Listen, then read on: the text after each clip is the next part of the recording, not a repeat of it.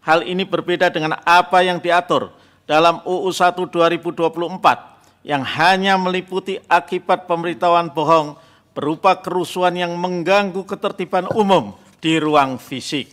Namun demikian, jika dicermati berkenaan dengan pengaturan tindakan menyebarkan berita _pemberitahuan bohong dengan menggunakan sarana teknologi informasi yang menyebabkan terjadinya kerusuhan di masyarakat, sebagaimana yang diatur dalam norma pasal 28 ayat 3 UU 1 2024 yang menyatakan setiap orang dengan sengaja menyebarkan informasi elektronik dan atau dokumen elektronik yang diketahuinya memuat pemberitahuan bohong yang menimbulkan kerusuhan di masyarakat telah ternyata menciptakan ketidakpastian hukum jika dikaitkan dengan penjelasan pasal 28 ayat 3 UU 1 2024 yang menyatakan bahwa yang dimaksud dengan kerusuhan adalah kondisi yang mengganggu ketertiban umum di ruang fisik, bukan kondisi di ruang digital _cyber.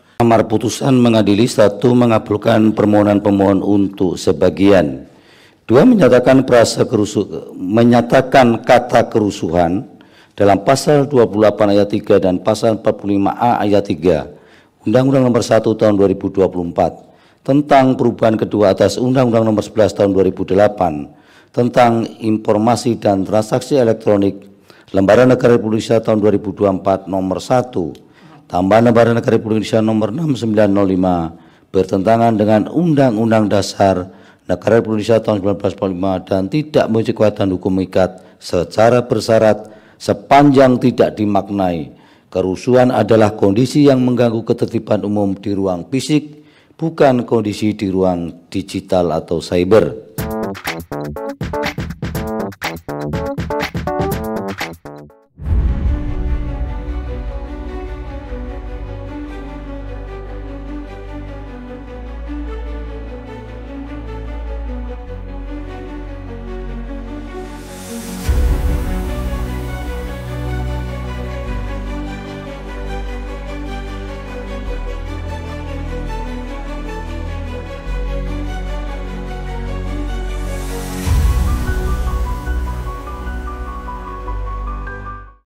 Halo warga digital dimanapun berada, jumpa kembali dengan saya Heru Sutadi di kanal Republik Digital. Kanal ini akan banyak membahas mengenai perkembangan digital baik di Indonesia maupun di dunia. Di sini kita akan banyak diskusi, ngobrol ngalor ngidul mengenai perkembangan teknologi informasi, keamanan siber, perlindungan data, kemudian juga transformasi digital, broadcasting digital, dan juga digital lifestyle. Warga digital, di episode kali ini kita akan membahas mengenai keputusan Mahkamah Konstitusi yang baru beberapa hari lalu disampaikan, yaitu dalam perkara nomor 115/PUU 22/2024 terkait tafsir pasal 28 ayat 3 dan pasal 45A ayat 3 Undang-Undang Nomor 1 Tahun 2024. Sebagaimana kita ketahui, Undang-Undang Nomor 1 2024 ini adalah perubahan kedua atas Undang-Undang Informasi dan Transaksi Elektronik. Undang-Undang ITE ini yang kita kenal itu pertama kali diundangkan di 2008 dan menjadi Undang-Undang Nomor 11 Tahun 2008. Nah, dari keputusan dari Mahkamah Konstitusi ini dinyatakan bahwa kritik terhadap pemerintah di dunia digital bukan merupakan tindak pidana dan keriuhan di media sosial tidak dapat dikategorikan sebagai kerusuhan dalam konteks Undang-Undang ITE. Bagaimana substansi putusan dan apa implikasinya dalam kehidupan digital kita, serta apa yang bisa kita lihat dan rekomendasikan terkait dengan Undang-Undang ITE, mari kita simak pembahasannya. Warga digital, keputusan mengenai uji materi yang disampaikan oleh Mahkamah Konstitusi itu berasal dari permohonan uji materi yang diajukan oleh Jovi Andrea Bahtiar, seorang jaksa dari Ngawi. Pemohon merasa terancam oleh potensi kriminalisasi akibat penerapan pasal-pasal Undang-Undang Informasi dan Transaksi Elektronik atau Undang-Undang ITE yang dianggap multitafsir, khususnya terkait dengan frasa kerusuhan. dalam pasal 28 ayat 3 dan pasal 45A ayat 3.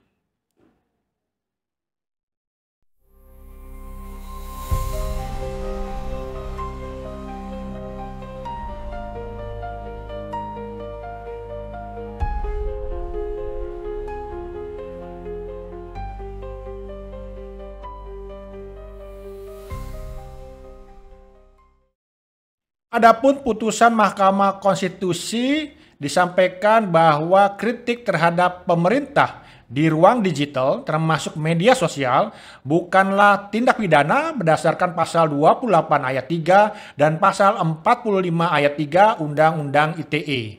Pasal ini mengatur larangan menyebarkan informasi elektronik yang memuat berita bohong dan menimbulkan kerusuhan. MK menegaskan bahwa kerusuhan dalam pasal tersebut hanya berlaku untuk gangguan ketertiban umum di ruang fisik, bukan keriuhan atau perdebatan di ruang digital. Sehingga kritik meskipun memicu kegaduhan, keriuhan di media sosial itu tidak dapat dijerat pidana selama tidak menyebabkan kerusuhan atau gangguan fisik. MK menyatakan bahwa frasa kerusuhan dalam pasal 28 ayat 3 dan pasal 45A ayat 3 Undang-Undang ITE bertentangan dengan Undang-Undang Dasar Negara Republik Indonesia tahun 1945 dan tidak memiliki kekuatan hukum mengikat secara bersyarat kecuali jika dimaknai sebagai kondisi yang mengganggu ketertiban umum di ruang fisik, bukan di ruang siber atau ruang digital. Dengan demikian, keriuhan, perdebatan, viralnya berita, informasi segala macam yang membuat gaduh di media sosial tidak dapat dikategorikan sebagai kerusuhan yang memenuhi unsur pidana dalam Undang-Undang ITE selama tidak menyebabkan gangguan ketertiban fisik di dunia maya. MK menegaskan bahwa kritik terhadap kebijakan pemerintah di ruang digital merupakan bagian dari dinamika demokrasi dan wujud partisipasi publik, bukan tindakan yang dapat dijerat pidana. Sehingga MK menyatakan bahwa dalam perkara tersebut perubahan kedua atas Undang-Undang ITE ini memang merupakan langkah penting dalam melindungi kebebasan berekspresi di ruang digital. Lalu bagaimana analisis hukum dan implikasinya? Sebelum kita lanjut membahas mengenai hal ini, mohon untuk dapat mensubscribe channel Republik Digital dan juga memberikan like dan share ke teman-teman agar kita tidak gagal paham mengenai keputusan yang dibuat oleh MK tersebut. Warga digital, apa yang sudah diputuskan oleh Mahkamah Konstitusi ini mengandung beberapa implikasi. Yang pertama tentu ini merupakan perlindungan kebebasan berekspresi di dunia digital. Keputusan ini memperkuat jaminan konstitusional dan kebebasan berpendapat serta berekspresi sebagaimana diatur dalam pasal 28E ayat 3 dan pasal 28F Undang-Undang Dasar 1945. MK mengakui bahwa ruang digital termasuk media sosial adalah platform utama bagi masyarakat untuk menyampaikan pendapat dan kritik terhadap pemerintah yang merupakan esensi dari demokrasi. Dengan membatasi makna kerusuhan pada gangguan fisik, MK mencegah penyalahgunaan Undang-Undang ITE sebagai pasal karet untuk membungkam suara kritis sebagaimana yang dikhawatirkan oleh pemohon dan juga banyak aktivis demokrasi. Kemudian kita juga melihat bahwa ada ketidakrelevanan definisi kerusuhan di era digital. Di MK melalui Hakim Konstitusi Arsul Sani menilai bahwa definisi kerusuhan dalam Undang-Undang ITE tidak relevan dengan perkembangan zaman, terutama di era digital di mana akses informasi melalui media sosial sangat luas dan cepat. Kegaduhan di ruang digital seperti misalnya ada perdebatan, kritik yang kita anggap sangat pedas, sangat nakal itu adalah merupakan dinamika yang wajar dalam demokrasi dan tidak seharusnya dikriminalisasi. Sehingga putusan ini juga menyoroti parameter kerusuhan dalam konteks digital yang dapat menimbulkan ketidakpastian hukum dan risiko penyalahgunaan oleh aparat penegak hukum. Kita juga melihat bahwa ada harmonisasi dengan prinsip demokrasi. Jadi MK menegaskan bahwa kritik terhadap pemerintah meskipun memicu perdebatan di media sosial adalah bentuk pengawasan publik dan koreksi terhadap kebijakan, bukan merupakan tindakan yang merusak tatanan masyarakat.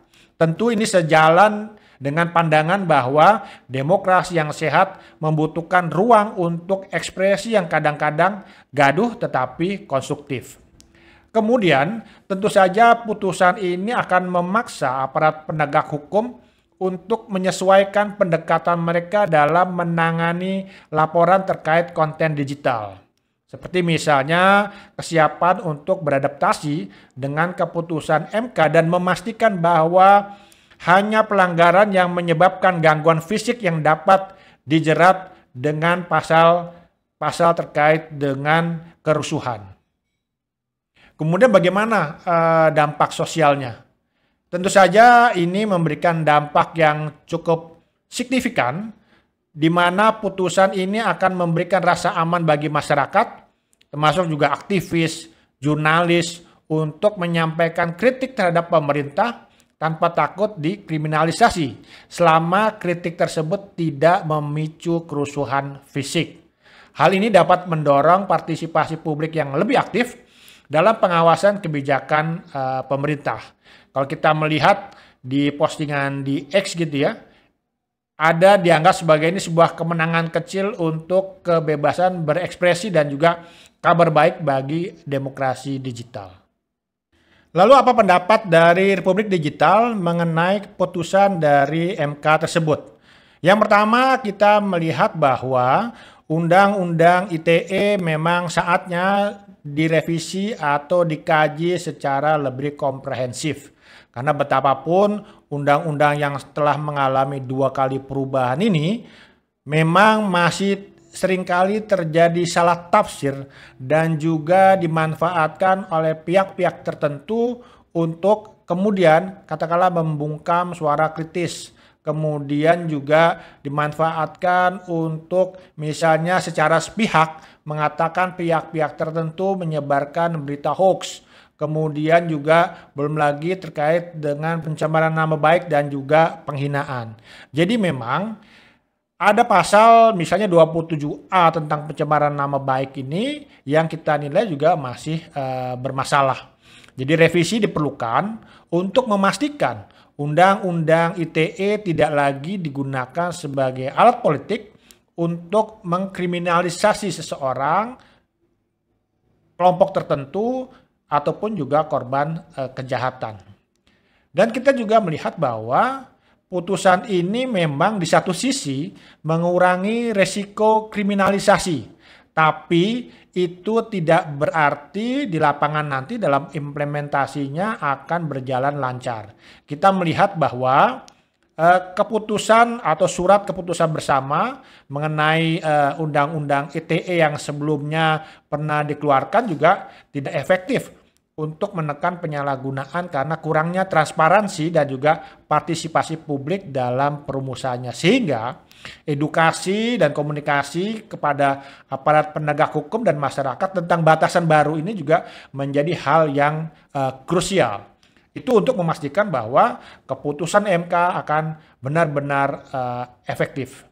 Kemudian juga betapapun kita juga misalnya ada pembatasan makna kerusuhan pada gangguan fisik yang disampaikan oleh MK yang terkait dengan gangguan ketertiban umum memang masih dapat diinterpretasikan secara subjektif oleh penegak hukum yang berpotensi melemahkan dampak putusan.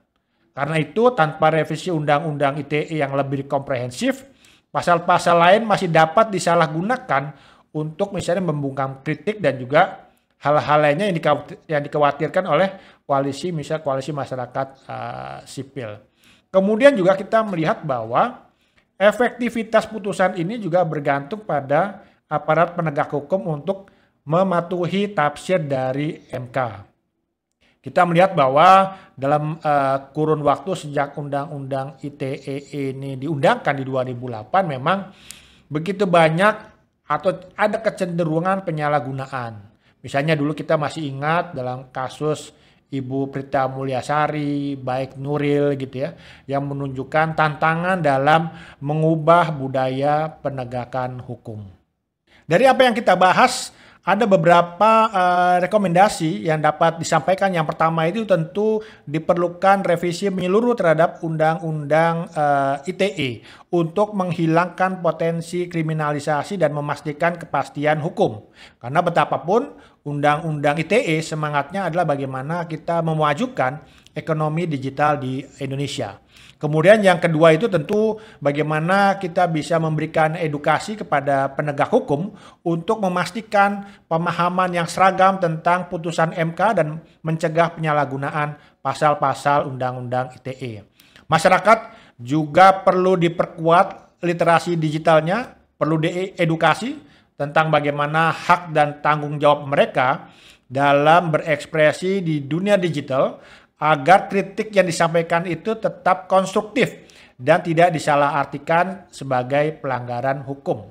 Kemudian juga lembaga-lembaga seperti Komnas HAM dan organisasi masyarakat sipil perlu memantau implementasi ini untuk memastikan tidak ada penyalahgunaan hukum di lapangan.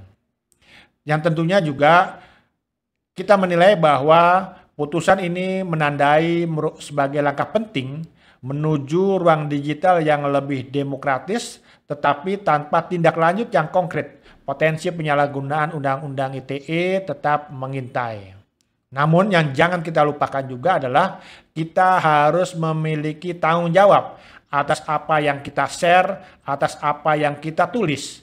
Bahwa hal-hal tersebut merupakan pemikiran kita yang telah kita pertimbangkan secara masak dan tidak menyebarkan berita palsu, hoax, atau hal-hal yang menyesatkan masyarakat.